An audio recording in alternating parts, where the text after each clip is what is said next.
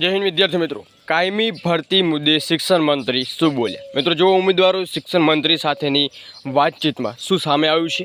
ભરતી ક્રમિક આવશે કે પછી જે ભરતીની પ્રોસેસ જેમ સરકાર ચલાવી રહી છે એવી રીતે આવશે? મિત્રો, કોણ રેકોર્ડિંગ છે? શિક્ષણ મંત્રીને આજે આપણે જૂઠા મંત્રી કહી શકીએ છીએ. મિત્રો, તમામ ભરતીના ઉમેદવારો માટે મહત્વની અપડેટ છે. શું અપડેટ છે આપણે વિડીયો અંત સુધી નિહાળજો અને શિક્ષણ મંત્રી દ્વારા આપવામાં આવેલું નિવેદન સાંભળો. તો મિત્રો, આપણે નિવેદન લઈને આવ્યા છીએ, તો સાંભળો કે એ ઉમેદવારોએ શિક્ષણ મંત્રી સાથે શું વાતચીત કરી. શું થયું? કઈ આવી થઈ નહીં, જશે, થશે. પણ ક્યારે સર? હવે તો આતુરતાનો અંત આવ્યો અમારો. અરે થશે.